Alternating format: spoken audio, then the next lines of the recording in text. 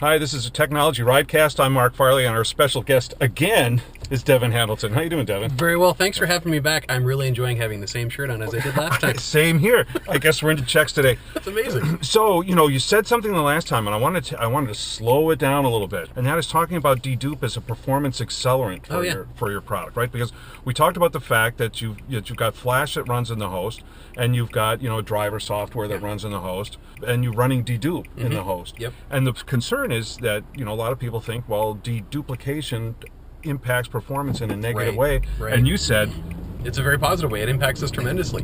For the good. Yeah, it increases performance. And it's a really important discussion point that we have with our customers all the time. And if you focus on the fact that we're using a hyperdriver VIB that installs on an ESX host, we're using a modest amount of CPU, of which there is a huge amount available to us.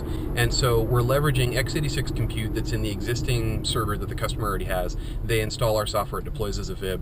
VIB, I'm going to slow you down for a second. VIB, virtual. I apologize. vSphere installation bundle. Oh, vSphere installation. Oh, gee, I'm so bad. Sorry. Sorry, VMware people. And the vSphere installation bundle is really our deployment package of how we push our software out to some number of hosts. Okay. And it totally automates and orchestrates deploying Datrium DVX. All automated. There's no restart, there's no maintenance mode. It just comes online. Nice. And so it's really clean. But deduplication is an always-on function. Any data that's coming down from a guest virtual machine is obviously being written out to our capacity appliance, and that's its primary location. In the host, you're doing deduplication and compression of that data. The performance implication of that is that I have more data than what I actually have to lay down to the Flash entity. You have a huge net gain in the amount of data that you can flow into and flow out of an SSD, or if it's an NVMe module. So it's just faster because we're doing the deduplication. We have less data to deal with. Yeah, I think what makes sense to me, let me see if I can summarize this, is that you're sort of trading those host CPU cycles that actually do the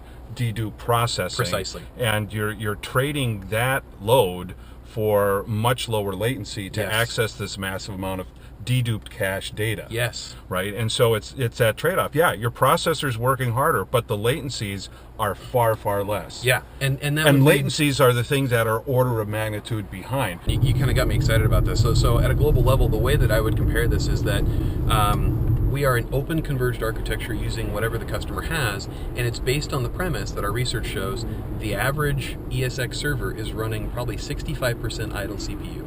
So we can go grab 20% of CPU and produce probably around 20 to 30,000 IOPS from a single ESX host and maintain sub-millisecond latency to the guest VMs in that host. So Devin, as it was before, this was a really fascinating dive into Datrium's technology. Thanks for coming along. Thank you. I appreciate the questions and really the profound interest in what we're doing. I have a feeling we'll do some more. Cool.